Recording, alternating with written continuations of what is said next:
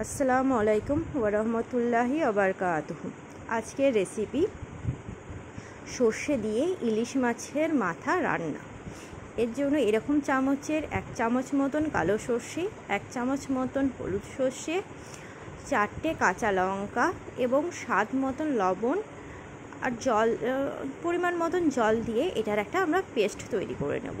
তবে এই ক্ষেত্রে বলে দিই, আপনারা যে যেমন ঝাল পছন্দ করেন সেরকম পরিমাণে কাঁচা লঙ্কাটা দিয়ে নেবেন। এটা ভালো করে একটা পেস্ট, ফাইন পেস্ট তৈরি করে নেব। পেস্টটা রেডি হয়ে গেছে আমাদের। এরপর আমরা মাছের মাথাটাকে সাজিয়ে নিয়েছি একটা প্লেটে। আমি এখানে 4টে বড় সাইজের মাথা নিয়েছি।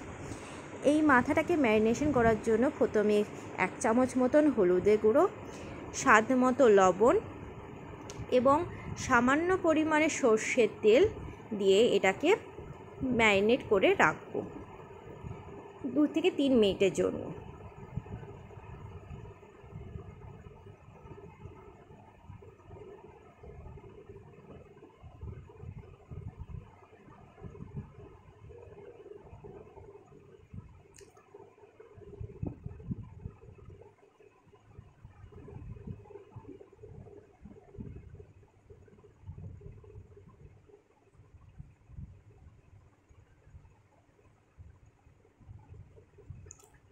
ভালো করে এটা ম্যারিনেট হয়ে গেছে।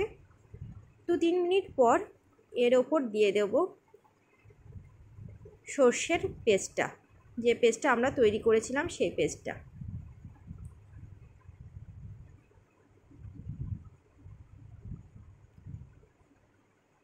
ভালো করে এটাকে ম্যারিনেট করে নেব। সর্ষের সঙ্গে মাছের মাথাটাকে ভালো করে ম্যারিনেট করে নেব। এমন করে ম্যারিনেট করে নেবেন যাতে মাথার চারিদিকে সর্ষেটা লেগে থাকে। এরপর এটাকে 5 মিনিট রেস্টে দেবেন। এরপর কড়াইতে তেল দিয়ে দেব। এতে আমরা দেব সর্বপ্রথম কালো জিরে। আপনারা হয়তো খেয়াল করে দেখবেন যে কোনো ঘরোয়া রান্নাতে বা বাড়িতে যে কোনো রান্না করার সময় আমি বেশিরভাগ রান্নাতেই কিন্তু কালো জিরেটা ব্যবহার করি। কালো জিরেটা কিন্তু শরীরের জন্য খুবই উপকারী। আপনারা যারা কালো জিরে ফ্লেভারটা পছন্দ করেন না তারা এটাকে পুরোপুরি বাদ দিয়ে দিতে পারেন। তবে যদি কোনো রকম কোনো অসুবিধা না থাকে তাহলে এখানে অবশ্যই কালো জিরেটা দেবেন, খেতে ভালো লাগবে। এরকম 1 চামচ মতন কালো জিরেটা দিয়ে দেবো। তেলটা গরম হয়ে এলে কালো জিরেটা দিয়ে একটু গরম করে নেব। এরপর এতে দিয়ে দেবো 4টে লঙ্কা। আমি এখানে 4টে লাল লঙ্কা দিয়েছি। কাঁচা লঙ্কা যেটা কাঁচা একটা সবুজ হয় এটাকে আমি লাল লঙ্কা দিয়েছি, তবে শুকনো লঙ্কা নয়।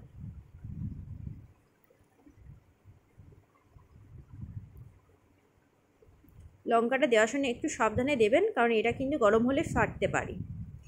এরপর দিয়ে দেবো ম্যারিনেট করে রাখা মাছটা।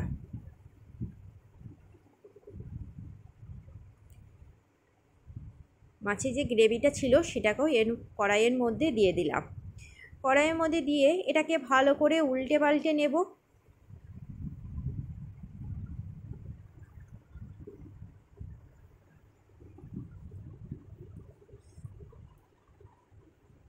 এরপর এতে একটু সামান্য জল দিয়ে একটু নাড়াচাড়া করে নেব।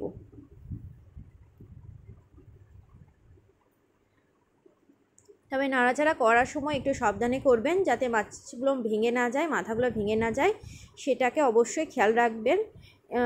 যাতে হালকাভাবে এগুলোকে একটু নাড়াচাড়া করে নেবেন।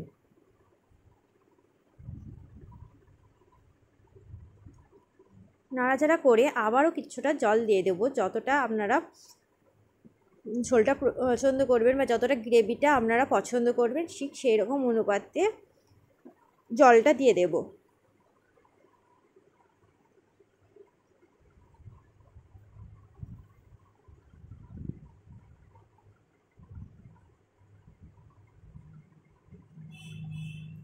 এরপর এতে দিয়ে দেব স্বাদ মতো লবণ।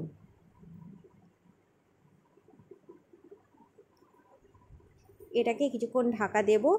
ঢাকা দিয়ে ওই মোটামুটি 25 মিনিট মতন এটাকে কুক হওয়ার জন্য দেব।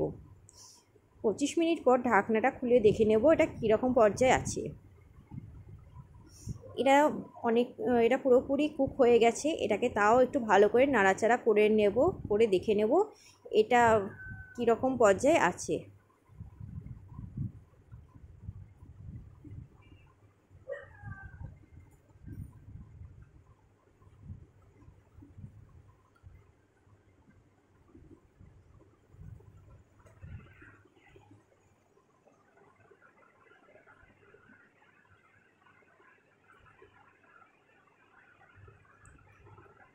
এটাকে এরকম করে নাড়াচাড়া করে নিলাম। এরপর কিছুক্ষণ ফুটিয়ে নেব, 5 থেকে 7 মিনিট মতন। তাহলেই 5 থেকে 7 মিনিট ফুটিয়ে নেব। ফুটিয়ে নেওয়ার পর আবারও কিছুক্ষণকার জন্য ঢাকা দেব। ঢাকা দিয়ে আরও কিছুক্ষণকার জন্য ফুটিয়ে নেব বা স্টিম করে নেব। এটাকে ওই 5 থেকে 7 মিনিটের মতন করে নেব। কুক করে নেওয়ার পর ঢাকনা খুলে একটু দেখে নেব এটা কী পর্যায়ে আছে। তারপর এটাকে একটু হালকা করে নাড়াচাড়া করে নেব।